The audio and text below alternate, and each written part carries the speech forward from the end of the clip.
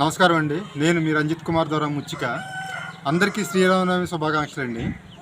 ఈరోజు ఈ వీడియోని ఇంకా నేను తిరగలేనండి. ఏంటంటే అధికారుల చుట్టూ నేను తిరగలేనండి. ఇప్పుడు నేను చెప్పానండి ఇదివరకు గత వీడియోలో చెప్పానండి. ఇప్పటికి సుమారుగా 75-76 సార్లు మన ఐటీడీఏపీఓ గారు కావచ్చు, లేకపోతే పోలవరం తహసీల్దార్ కావచ్చు, జంగారెడ్డి ఆర్డీఓ గారు కావచ్చు, జిల్లా కలెక్టర్ గారికి అయి ఉండొచ్చు, ఇంచుమించు 75 సార్లు ఫిర్యాదు చేశాను. అది గ్రీవెన్స్లో అని చెప్పి అన్నాయండి. చేసినా ఎటు పరిష్కారం అవ్వట్లే. అందుకే నేను ఒక డిసిషన్కి వచ్చాయండి.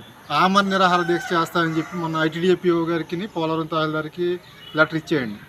వాళ్ళపైన గతంలో నాకు తప్పుడు సమాచారం ఇచ్చిన కొంతమంది అధికారులు ఉన్నారండి.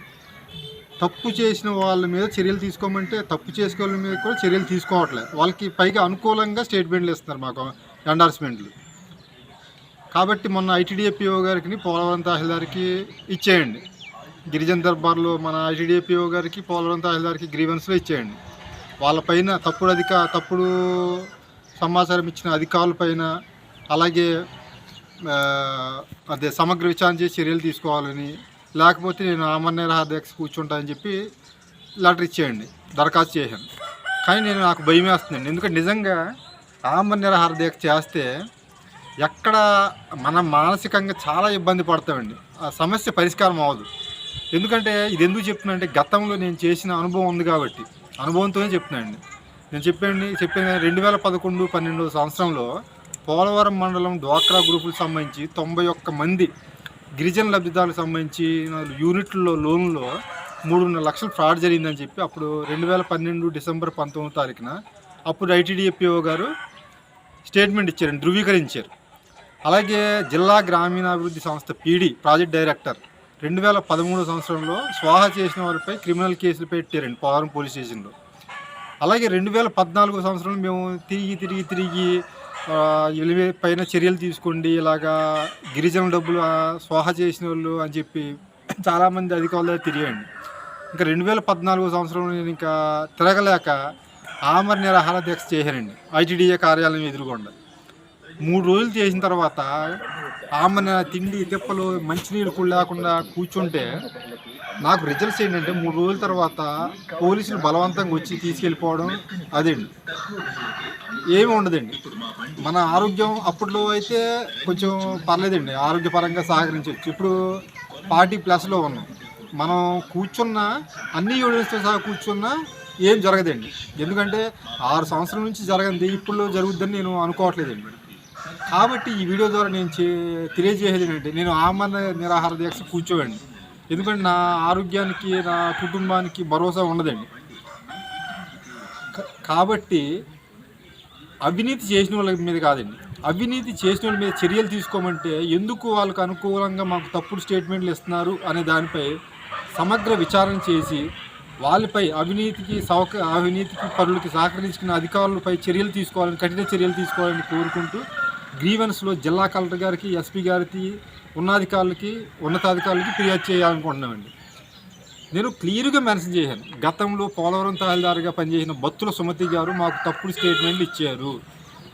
వాళ్ళకి అనుకూలంగా మాకు దీర్ఘకాలిక సమస్యని సాగదీశారు.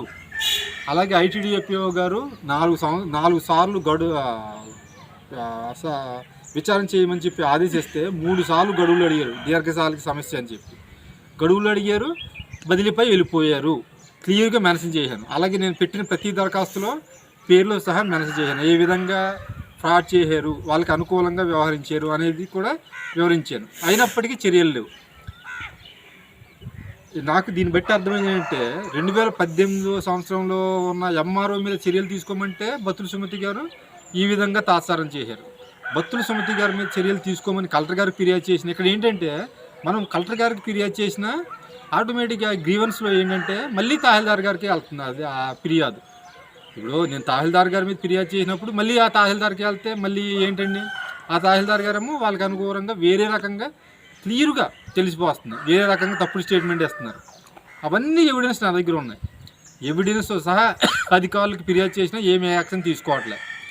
నిజంగా నాది కానీ తప్పు అయి ఉంటే ఈ పాటికల్లా నా మీద చర్యలు తీసుకుందరండి, చాలా కఠినమైన చర్యలు. తప్పు లేదు కాబట్టి 6 సంవత్సరాల నుంచి దీన్ని సాగదీస్తున్నారు. వాళ్ళు తప్పుడు మనుషులని అన్ని ఎవిడెన్స్ ఉన్నాయి నా దగ్గర. బుట్టాయిగూడెం ఎంఆర్ఓ గారు ఇచ్చిన 2017 ఇచ్చిన రిపోర్టు, అలాగే 2018 మార్చి 2వ తారీఖున పోలవరం ఆర్ఐ గారు ఇచ్చిన రిపోర్టు, ఆ గ్రామస్తులు గ్రామ పెద్దలు ఇచ్చిన రిపోర్టు, వాళ్ళు ఏలూరులో చదువుకున్న వెంకటరామపేట స్కూల్లో చదువుకున్న స్టడీ సర్టిఫికెట్లు అన్నీ ఉన్నాయి. అలాగే నాకు రైట్ ఇన్ఫర్మేషన్ యాక్ట్ ద్వారా 2018 8వ నెలలో ఇచ్చిన సర్టిఫికెట్స్ నకళ్ళు ఇవన్నీ ఉన్నా కానీ వాళ్ళ దగ్గర ఎవిడెన్స్ ఏమి లేవు. కాబట్టి అయినప్పటికీ వాళ్ళు నిజంగా నా మీద పైచేయి సాధిస్తున్నారంటే ఈ తప్పుడు అధికారులు వాళ్ళకి సహకరిస్తున్నారు కాబట్టి వాళ్ళకి ఇది సాధ్యమవుతుంది. కాబట్టి నేను గ్రీవెన్స్లో ఆమరణ నిరాహార దీక్ష చేయడానికి నేను పూనుకోనండి. ఎందుకంటే నేను చెప్పాను కదండి, వాళ్ళ మీద కఠిన చర్యలు తీసుకోమని మా వద్ద ఉన్న ఆధారాలతో సహా ఇంకా లాస్ట్ అండ్ ఫైనల్గా జిల్లా కలెక్టర్ గారికి, ఎస్పీ గారికి, అలాగే ఉన్నతాధికారులకి ఫిర్యాదు చేస్తానని కోరుకుంటూ మరొకసారి అందరికీ శ్రీరామనవమి శుభాకాంక్షలు తెలియజేసుకుంటూ కోరుకున్నాను. నమస్కారం.